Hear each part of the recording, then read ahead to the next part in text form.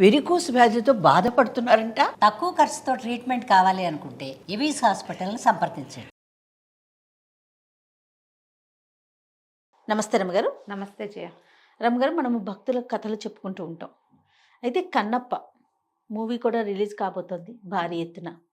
ఒక్కసారి కన్నప్ప గురించి, ఆయన కథను, ఆయన ఎలా అంత భక్తుడిగా మారాడు, ఈ విషయం ఒకసారి మాట్లాడుకుందాం రమ్మగారు. సినిమా రిలీజ్ కాబోతోందని నువ్వు అంటావు. అవును, ఎప్పుడో రిలీజ్ అయింది 70s లో అని చెప్దాం అనుకుంటున్నాను. అవునవును. కృష్ణరాజు ఇప్పుడు మళ్ళీ చేస్తున్నారు. కృష్ణరాజు గారు చాలా అమోఘమైన టేకింగ్. సినిమా చాలా బాగుంటుంది, బాగా తీస్తారు. కృష్ణరాజు గారు బాగా యాక్ట్ చేశారు, వాణిశ్రీ గారు బాగా యాక్ట్ చేస్తారు, బాపు గారు అత్యద్భుతంగా తీశారు ఆ సినిమాని. అవునవును. ఆయన చేసిన సినిమాల్లో గుర్తుండిపోయే సినిమా అంటే ఇది ఒకటి అంతేనండి. అవును. అయితే సినిమా గురించి కాదు కానీ మనం పెద్దవాళ్ళ గురించి మాట్లాడేంత సినిమా పరిజ్ఞానం నాకు కూడా లేదు. ఏదో బాగుంది అనుకుంటాం అంతే, అంతకంటే తెలీదు. ఈ భక్త కన్నప్ప కథని ఆయన కన్నప్ప అయ్యాడు. కన్నప్ప కాదు, ఆయన పేరు తిన్నడు. అసలు పేరు తిన్నడు. తిన్నడు తిమ్మప్ప అనుకో. తిమ్మప్ప కన్నప్ప అయ్యాడు.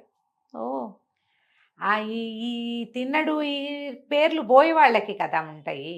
అయితే పూర్వ జన్మలో ఈయన అర్జునుడని ఒక కథ కూడా వినపడుతుంది. ముందు జన్మలో అర్జునుడు కిరాతార్జునీయ సంఘటనలో పందిని కొట్టాడు. ఆయన కిరాతార్జునీయం ఎప్పుడు జరిగింది? ఈయన తపస్సు చేసుకుంటున్నాడు. ఎవరండి? అర్జునుడు తపస్సు చేసుకుంటున్నప్పుడు ఆయన శివుడి కోసం తపస్సు చేశాడు, పాశుపతాస్త్రం కోసం, పరమేశ్వరుడికి సంబంధించిన అస్త్రం. దానికోసం తపస్సు చేస్తే అప్పుడు పరమేశ్వరుడు బోయవాడి రూపంలో వచ్చి ఒక పందిని వేటాడుతూ వచ్చాడు.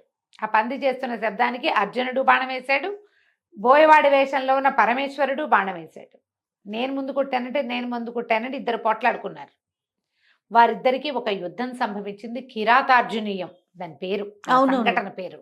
ఆ కిరాతార్జునీయం పేరుతో అద్భుతమైన గ్రంథం కూడా రాయబడింది. పంచమహాకావ్యాల్లో కిరాతార్జునీయం కూడా ఒకటి, మహాకావ్యంగా మలచబడింది అది. అయితే ఈ కిరాతార్జునీయం దాంట్లో ఆ పందిని పరమేశ్వరుడి నుంచి లాక్కున్నందుకు మళ్ళీ పరమేశ్వరుడికి బోయవాడిగానే సేవ చేశాడు అర్జునుడు. ఒక అంశమాత్రంగా ఇక్కడ సేవ చేసుకున్నాడు అని ఒక కథనం ఉన్నది. అది అవునో కాదో తెలియదు. కానీ కాళహస్తీశ్వర మహత్యంలో ఈ చెంచు కులానికి చెందిన ఇతను బోయవాడికి భగవంతుడు ఎట్లా సాక్షాత్కరించాడో వివరంగా చెప్పబడింది. మహాకవి దూర్జటి రచించిన కాళహస్తీశ్వర శతకంలో కూడా ఈయన ప్రస్తావన కనిపిస్తుంది మనకి. ఈ కాళహస్తి ఈ చుట్టుపక్కల ప్రాంతాల్లో, అంటే తిరుపతికి చెందిన, తిరుపతి చుట్టుపక్కల రాజంపేట, ఊటుకూరు, ఈ ఊర్లు కనపడతాయి కదా, ఆ ప్రాంతాలకి చెందిన ఒక బోయ కుటుంబంలో జన్మించాడు ఈయన. ఈ తల్లి తండ్రి వీళ్ళకి ఏంటంటే సంతానం చాలా కాలం కలగకపోతే సుబ్రహ్మణ్య ఆరాధన చేస్తే వీళ్ళకు ఒక కుమారుడు కలిగాడు, తిన్నడు. ఇతను చిన్నతనం నుంచి పరాక్రమశాలిగా ఉన్నాడు. మామూలుగా బోయ కుటుంబాల్లో అందరూ ఎందుకంటే వాళ్ళు వేటాడే భోజనం చేయాలి, వాళ్ళ జీవితమే అది. ఒక్కొక్కళ్ళు బాగా బ్రైట్గా ఉన్న వాళ్ళు కనిపిస్తారు, ఒక్కొక్కళ్ళకి ఒక్కొక్క ప్రజ్ఞ ఉంటుంది. ఇతను వేటలో ప్రజ్ఞావంతుడుగా ఉన్నాడు. దాంతోపాటు ఒక రకమైన మార్దవం కలిగిన వాడు. తను ఆడ జంతువుల్ని వేటాడేవాడు కాదట, పిల్లల్ని చంపేవాడు కాదు. చిన్నపిల్లలు జంతువులు, చిన్నపిల్లలు అయితే వాటిని వేటాడేవాడు కదా. వేట తప్పదు, ముదిరిన పెద్ద మొగ జంతువులనే వేటాడేవాడు, పెద్దవాటితోటే ఉండేవాడు. అయితే ఆయన ఒకసారి ఏమైంది, ఇద్దరు స్నేహితులతో కలిసి ఒక అడవి పందిని వేటాడితే పంది పడింది. వరాహం దొరికిన తర్వాత వాళ్ళు ముగ్గురు మోసుకెళ్ళారు. దాన్ని మోసుకెళ్ళేసరికల్లా అది ఎక్కడ ఈ అడవుల్లో వెళ్తూ ఉంటే వాటి వెనకాల పడి వెళ్ళిపోతూ ఉంటారు. కిలోమీటర్లు ప్రయాణం చేస్తారు. ఈ ఊటుకూరు ప్రాంతం నుంచి వీళ్ళు కాళహస్తి ప్రాంతం దాకా వెళ్ళారు.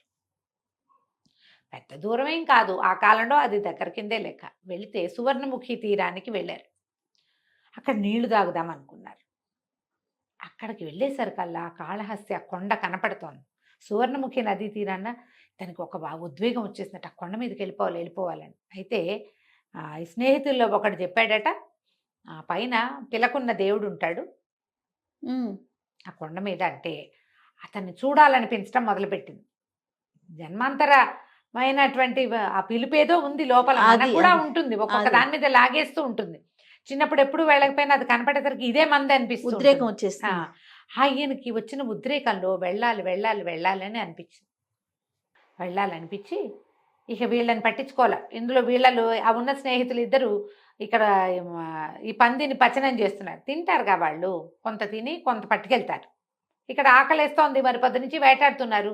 వాళ్ళు పచనం చేస్తుంటే ఇతను పైకి వెళ్ళాడు. ఆ కొండ మీదకి వెళ్తే అది పురాతనమైన దేవళం, ఎప్పటిదో. ఆ లోపల ఉన్న కాళహస్తీశ్వర లింగాన్ని చూసేసరికి ఒక ఉద్వేగం వచ్చేస్తుందట ఆయనకి. పరిగెత్తుకుంటూ వెళ్ళి కౌగులించుకున్నాడు. ఇది తనదేని అనిపించడం మొదలుపెట్టింది. దైవం అని తెలిసింది. ఎన్నో ముద్దులు కురిపించాడట. ఎంత కావలించుకున్నాడో. ఎప్పటి నుంచి ఉన్నావో, ఇట్లా ఒడిగిపోయావు, ఇట్లా వడలిపోయి ఉన్నావు, నీకు ఆకలిస్తోందా అని అడిగి నీకు ఆహారం తెస్తానని పరిగెత్తుకుంటూ కిందకు వచ్చాడు. మళ్ళీ వచ్చి ఈ ఉడికిన పంది మాంసాన్ని ఆకులో తీసుకున్నాడు. తీసుకుంటే ఆ స్నేహితుల్లో ఒకటి చెప్పేట, పైన ఉన్న అయ్యవారు ఒట్టిగా తిండరా, ముందు నీళ్లతో కడిగి నీళ్లు పోసి తర్వాత అన్నం పెడతారన్నాడు. నీళ్లు పోయాలంటే ఎట్టా పోయాలి? అందుకని ఏం చేశాడు, నోటి నిండా నీళ్లు పోసుకుని పుక్కిలు తిండా నీళ్లు బట్టి ఆకులో ఈ పదార్థం తీసుకుని సమీపంలో పువ్వులు పెడతారని చెప్పారు వాళ్ళు. ఓ 2 పువ్వులు కోసుకుని ఆ పువ్వులు అటు ఇటు పడిపోతాయని వాడికి ఇంత సిగ ఉంటే సిగ నిండా గుచ్చుకున్నాడట. ఆ పువ్వులు పడిపోకుండా ఈ ఆహారాన్ని ఇట్లా పట్టుకున్నాడుగా. ఆహారం పుచ్చుకుని నెత్తి మీద తనే ధరించి పువ్వులు తన నోట్లో వేని నీళ్లతోటి లోపలికి పరిగెత్తుకుంటూ వెళ్ళి ఏం చేశాడు, ఆ శివలింగం మీద పుక్కిట్లో నోట్లో ఉన్న నీళ్లు ఉమ్మేసి ఆయన నెత్తి మీద ఆ పరమేశ్వర శివలింగాన్ని మీద పోసి తర్వాత పువ్వులు పెట్టి అంతా తుడిచి శుభ్రంగా పువ్వులు పెట్టి ఇది నివేదన చేసి అది పెట్టి తిను తిను తిను అని చెప్పి, ఎవరు రాకుండా నేను చూస్తా, రుచిగా తిను, ఎవరన్నా చూస్తారని నీకు భయమా అని అడిగి, నేను ఇక్కడే నుంచుంటాను, నువ్వు తినేసేయమన్నాడు. వెళ్ళి అవతల నుంచున్నాడు. జంతువులు ఎవరైనా తీసుకుపోతారేమో, నువ్వు మెల్లిగా తిను, ఎవరు ఎత్తుకుపోకుండా ఉంటానని కొద్దిసేపు అక్కడ కాపలా కాసాడు. పదార్థం అయిపోయింది ఆకులోది. చూసుకున్నాడు, తినేసాడు శివుడు. సరే అక్కడే ఉండిపోవటం మొదలుపెట్టాడు. ఆ స్నేహితులు ఎలుగెత్తి పిలిచారు, రా రా రా అంటే దిగాడు. మెట్లు సగం దిగాక వదలుపు దిగాలి, మళ్ళీ పరిగెత్తుకుంటూ పైకి వెళ్ళిపోయాడు. 2 సార్లు 3 సార్లు వాళ్ళు పిలవటం, ఇతను దిగలేకపోతున్నాడు, వెళ్ళలేకపోతున్నాడు ఎన్ని వదిలిపెట్టి.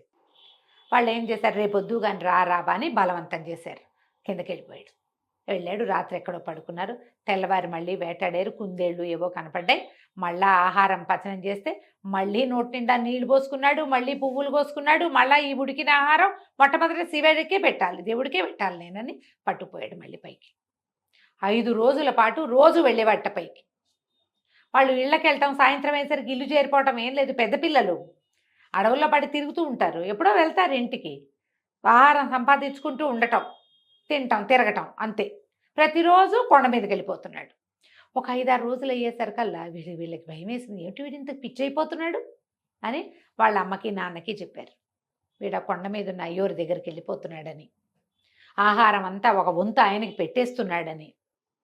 దేవుడికి పెట్టడం తెలుసు వాళ్ళకి, దేవుడు తినటం ఏమిటో తెలియదు. ఇక్కడేమిటో దేవుడు తినేస్తున్నాడు అది. మరి అలాగే కనపడుతోంది. లేకపోతే ఎందుకు పెడతాడు వాడు మళ్ళీను? పైగా ఈ వెళ్ళిన వాడు ఇవన్నీ వస్తువులు పుచ్చుకెళ్తాడు. ఆ ముందు రోజు పెట్టిన పువ్వులు వాటిని కాలుతోటే శుభ్రం చేస్తాడు. వాడికి అదే తెలుసు. ఈ కథ ఇక్కడ జరుగుతూ ఉండగా ఈ దేవళానికి ఒక అర్చకుడు ఉండేవాడు. ఆయన రోజు వచ్చేవాడు.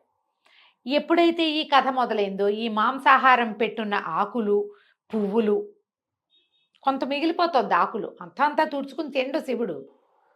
తింటున్నాడో లేదో, అది అక్కడే ఉందో, నచ్చలేదా అంటాడు ఇతను.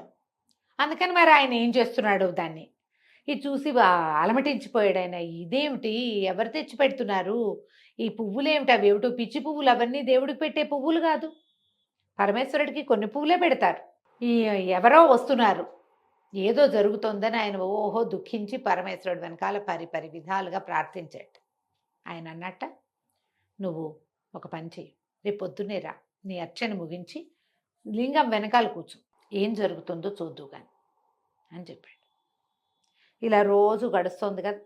ఈయన ఒకరోజు మంచి ముదురు లేడి మాంసాన్ని పట్టుకుని ఇక ఆయన తిన్నాడు. పైకి వెళ్ళేసరికి ఈయన చూస్తూ ఉండగానే ఏమైంది, పరమేశ్వరుడికి 2 నేత్రాలు, ఒక నేత్రంలోంచి నెత్తురు కారటం మొదలైంది. అడిలిపోయాడు ఈయన. ఇది తిన్నాడు. అయ్యో నీ కంటికి ఏదో వచ్చింది, ఏమైంది, ఎవరైనా కొట్టారా, ఏదైనా తగిలిందా, నీకు ఏదో జబ్బు చేసింది అని చెప్పి పరిగెత్తుకుంటూ వెళ్ళి ఏవో 4 ఆకులు నలిపి పోయే వాళ్ళకి తెలుస్తాయిగా, కన్ను ఎర్రబడితే పెట్టేవి, అది తెచ్చి పెట్టాడు. అవలా ఏం చేసినా కంట్లోంచి నెత్తురు రావడం మానలేదు. విపరీతంగా దుఃఖించాడు. అయ్యో అయ్యో నీకేదో వచ్చేసింది, నువ్వు ఇలా అయిపోతున్నావు, ఏమైనా ఆహారం పడలేదా, నీకేమవుతుంది, ఏం చేయాలి అని ఆలోచించి అప్పుడు కంటికి కన్ను పంటికి పన్ను సిద్ధాంతం గుర్తొచ్చింది అతను. బాగుంది, ఈ కన్ను తీసేసి ఇది పాడైపోయింది, నా కన్ను తీసి పెడతాను నీకు, నా కంటితో చూద్దుగా నువ్వు అని చెప్పి ఏం చేశాడు, తన కన్ను పెకలించి ఈ శివుడి కన్ను తీసేసి తన కంటిని అక్కడ పెట్టాడు. ఆ వెనకాల ఉన్నవాడు నిర్ఘాంతపోయి చూస్తున్నాడు ఏం జరుగుతోందా అని. ఈ ఒక్క కన్ను పెట్టేసరికి రెండో కంట్లోంచి నీరు గారటం మొదలుపెట్టి మళ్ళీ నెత్తురు వస్తుంది రెండో కంట్లోంచి. భయం వేసింది. అయ్యో ఇదేమిటి రెండో కంటికి కూడా జబ్బు చేసింది, పర్వాలా మనకు వైద్యం తెలుసు, ఒక కన్ను పెడితే తగ్గింది కదా, రెండో కన్ను కూడా నీకు పెడతానని ఏం చేశాడు, ఈ కన్ను మొదటిసారి ఓ కన్ను తీశాడు, అప్పుడు తన 2 కళ్ళల్లో ఓ కన్ను ఉంది కాబట్టి కనపడుతోంది, ఇప్పుడు ఎట్లా కనిపిస్తుంది, అందుకని ఏం చేశాడు, శివలింగం పక్కన నిలబడి ఓ కాలెత్తి గుర్తుగా తన బొటన వేలిని శివుడి కన్ను మీద ఆనించాడు. ఆనించి తన రెండో కన్ను పెకలించి కరెక్ట్గా ఎక్కడ పాదం ఆనించాడో అక్కడ పెట్టడం కోసం ఎప్పుడైతే ఈ తిన్నడి కాలెత్తి ఆ కంటి మీద పెట్టి కన్ను పెకలించడానికి, తన రెండో కన్ను పెకలించుకోవటానికి బాణం కొసపెట్టి తీసేసాడు. ఇట్లా చురకత్తులు ఉంటాయి వాళ్ళ దగ్గర, తర్వాత బాణాలకి కొస ఉంటుంది, దాంతో ఇట్లా పెళ్ళగిస్తున్నాడు. ఆ పెళ్ళగిచ్చేసరికల్లా గుడిలో గంటలు మోగినట, దీపాలు వెలిగినట, అనేక రకాల సుగంధ ద్రవ్యాల వాసన, గుడంతా ధూపం.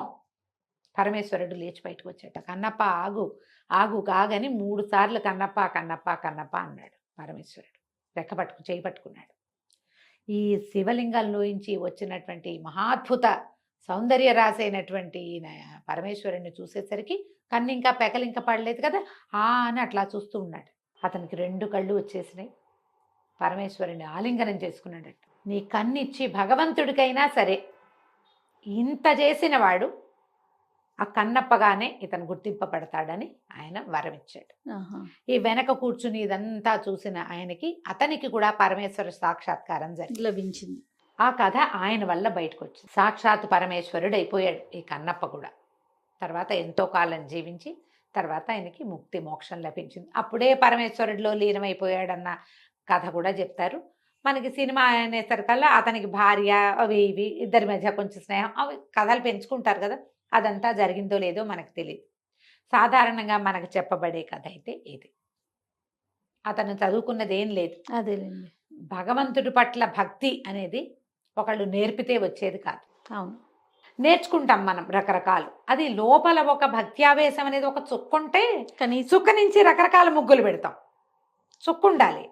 ఆ చుక్క జన్మాంతరంగా రాబడుతుంది, ముందు నుంచి తెచ్చుకోబడుతుంది. ముందు నుంచి ఉండి కొంతమంది చూడు ఇళ్లలో అందరూ భక్తి పరులే ఉంటారు, ఒకళ్ళు అథిస్ట్ నేనంటాడు. వాళ్ళ ఇంట్లో వాళ్ళంతా మడి ఆచారం పూజా వ్రతాలు నువ్వులు బోల్డ్ ఉంటాయి. వీళ్ళకి ఏ ఆసక్తి ఉండదు. వాడికి కూడా ఎప్పుడో కలిగితే కలగచ్చు, కలగని వాళ్ళని కూడా మనం చూస్తాం. అవును, ఈ భక్త్యావేశం అనేది అతనికి సహజంగానే కలిగిందని చెప్పబడుతుంది కథల్లో. ఆ సువర్ణముఖి నది తీరానికి వచ్చి ఆ కాళహస్తీశ్వరుని చూసేసరికి అట్టడవిలో ఎందుకున్నావు, నువ్వు ఒక్కడవే ఎలా ఉన్నావు, ఆ శివలింగం మనం లింగం అని చెప్పుకుంటామా, అక్కడ వ్యక్తిగానే ఇతనికి కనపడ్డాడు. అది లింగంగా అని అనుకోవడానికి వీల్లేదు. ఒట్టి రాయిని చూసి అతను ఆకర్షింపబడ్డాడంటే అందులో ఒక సౌందర్య విశేషం తెలిసింది, అతనికి కనిపించింది, అంతే. ఆయన కనపడింది. భక్త్యావేశం వల్ల అతని లోపల ఉన్న మార్ధవాన్ని భగవంతుడు పెంచాడు. చూడు కథ ఎంత బాగుంటుందో. సినిమా కూడా బాగా తీశారులే, పాత సినిమా బాగుంటుంది, మరి లేటెస్ట్ది అవును చూడాలి. కానీ తెలీదు మనకి ఇప్పుడంతా బోల్డంతా టెక్నాలజీలు పెరిగాయి కాబట్టి అవునవును, బోల్డన్ని గ్రాఫిక్స్ గిఫిక్స్ చాలా రకాలు యాడ్ చేసి ఉండొచ్చు. కథ ఇది. ఈ భక్త కన్నప్పని మనం భక్తాగ్రగణ్యులుగా చెప్పుకుంటాం. ఈయన శివుడిని ఏమని పిలిచాడు, ఏం మాట్లాడాడు, శివుడికి ఏం పెట్టాడు, ఆయన పెట్టలేదా, మేము పెడితే తిండా, ఇలాంటివి మాట్లాడతారు. అసలు మాట్లాడచ్చమ్మా? అస్సలు మాట్లాడడానికి ఏమైనా గారు అసలు ఏమిటి ఇది, ఆయనటి అసలు అతనేమిటి, ఆ కాలం ఏమిటి, అది కదా చూడాలి. అది కదా మనము అతను ఒకళ్ళేలా అవుతాం, ఒకళ్ళ అవ్వం కదా. పోల్చుకోవటానికి కూడా అసలు ఆ మాటలు ఏమిటో జనాలంతా అలా చాలా సులువుగా. అద్భుతమైన భక్తుడు కదా రమ్మగారు, అద్భుతమైన. కాళహస్తీశ్వర మహత్యంలో శ్రీకాళము చెప్తాం కదా, మన సాలిపురుగు పాము ఏనుగుతో పాటుగా ఈయన కూడా శ్రీకాళహస్తీశ్వరుడి యొక్క పరమాద్భుత భక్తులలో అగ్రగణ్యుడు కన్నప్ప. కన్నప్ప కూడా దేవాలయం ఉంది కదా, అక్కడ కన్నప్ప అవును. గుడి ఉంది కదా, అవును. పైన కొండ మీద ఉన్నట్టుగా కనిపిస్తాడు. ఆ ధనుర్బాణాలు అవి ధరించి తిరిగేవాడని, తను వేటగాడుగా ఉండే ఇలా మహాభక్తుడుగా మారాడంటారు. కన్నప్ప నాయనార్ అంటే నాయనార్ల గాథలు చెప్పుకున్నాను చూడు, అవునవును. ఈయన్ని కన్నప్ప నారని నేత్రేశ నాయనార్గా చెప్తారు. సంస్కృతంలో నేత్రేశుడు ఇతని పేరు, కళ్ళు ఇచ్చారు కళ్ళు కాబట్టి. ఇచ్చాడు కాబట్టి. అది కథ. అద్భుతమైన భక్తుడు. మరి వచ్చే సినిమా కూడా చాలా చక్కగా ఆడాయి, సక్సెస్ని పొందాలని అనుకుందాం రమ్మ గారు. నమస్తే. నమస్తే.